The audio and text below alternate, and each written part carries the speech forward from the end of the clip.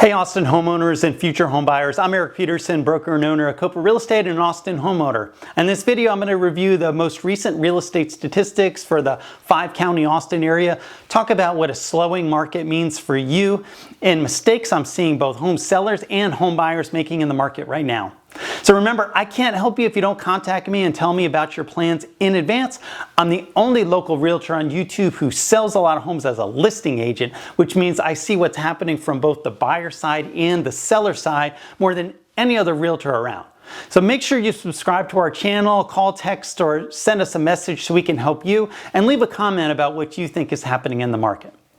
Let's review the Austin real estate housing market statistics for June of 2022.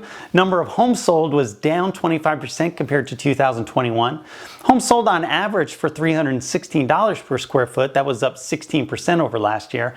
Average sales price increased 14% to $695,871, but that was down from $705,895 in May. And the median price increased 12% to $555,000 compared to June 2021, but that was down from $570,000 in May. And as the market slows down, what does that mean for you as a home seller? On average, it means you'll have more competition. Earlier in the year, buyers had few homes to choose from, so they couldn't be choosy. And that allowed many sellers with a home that, for example, traditionally would have sold at a discount to still sell for a great price. Today, there are a lot more homes for sale. That means buyers have more to choose from, and we see them being choosier. So sellers will have to be realistic about price, and you're also more likely needing to negotiate. What that also means for you is your home needs to be in good condition when it goes on the market. In today's market, buyers aren't going to pay you top dollar for a fixer-upper.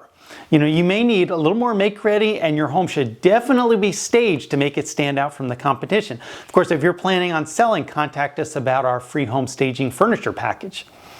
The market slowing down also impacts how you should hire your listing agent. Often someone who's been selling their home gets frustrated with their agent and stops by to visit with me at one of my open houses.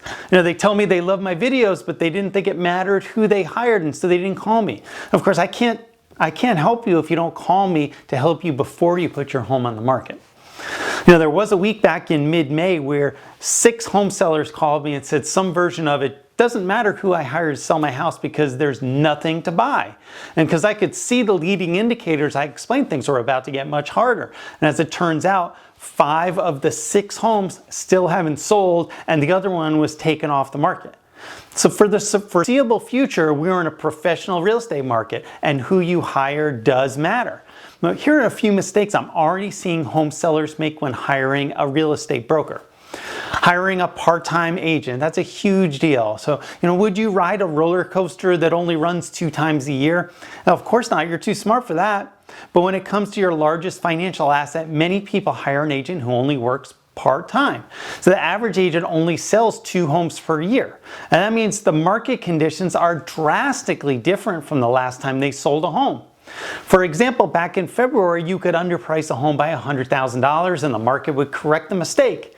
Today, the velocity of showings isn't enough to hide that mistake, and you'll sell for a lower price. Now, frequently I get messages like this text from a part-time agent asking me to help them with their listing. If you're expecting me to miss out on reading a book to my daughter before she goes to sleep because I was helping the part-time agent you hired, that just isn't going to happen.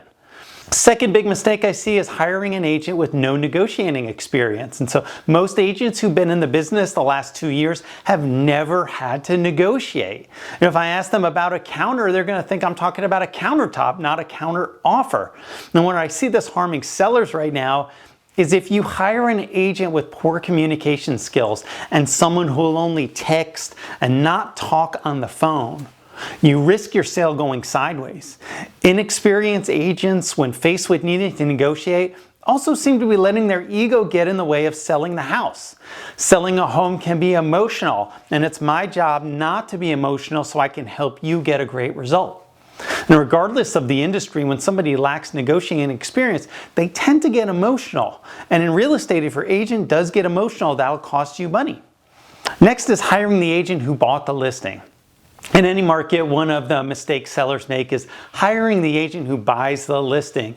Market research tells us you're going to like the agent that tells you your home's going to sell for the most money, even if it isn't true. An agent knows that sellers are more likely to hire them if they give them a high price. So this is called buying the listing. And in today's market, if you list your home at an unrealistic price, you'll wind up selling for less in the end. Next is hiring an agent who won't tell you the truth. And in some respects, this goes back to hiring a part-time agent. What often happens with an inexperienced agent is they'll bury their head in the sand and they won't communicate with you. They're afraid you're going to be angry with them, so they avoid you to your own detriment. And over the years, I found that clients appreciate more communication, right? Even if it isn't the news they want to hear. And one of the great uses of Zoom in my business is I can share my screen when I give my clients updates about their home. This allows me to share market data and explains what we're seeing in a way that is very easy for you to understand. And after getting off a recent Zoom call with one of our clients, they sent me this message. It said, "Thank you so much, Eric, for taking the time to meet us via Zoom and update us on the macroeconomic conditions, local real estate trends, and preparing us for potential long haul. We've not seen other realtors provide such insightful information and periodic updates as you're doing. It's very helpful. So once again, thank you." And the good news is their home went under contract shortly after they sent me this message, and we just closed. So up until a few weeks ago, it wasn't necessary to update sellers because everything was selling in a few days, right? And that isn't true anymore. For buyers, the mistakes I'm seeing is I think you have to be more careful about trying to time the market. Some people are trying to catastrophize some softness and extrapolating that to mean people aren't still moving to Austin. That doesn't seem to be the case. In my opinion, buyers who were previously buying before moving here, sometimes sight unseen, are deciding to rent first. And I rented a home like this last year, and it took 28 days to find a tenant.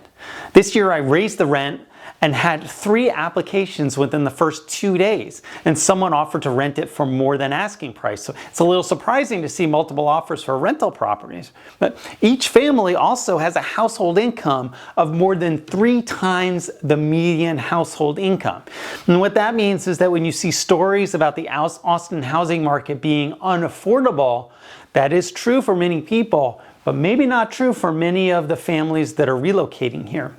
And almost every day I see a new story about a company moving here or expanding in the area. And just looking at these 2 hospitals, the Dell Children's Hospital in Avery Ranch and the Texas Children's Hospital, those will be open soon, and they mean a great quality of life for people living here and jobs for people that will want to buy homes in the next couple of years.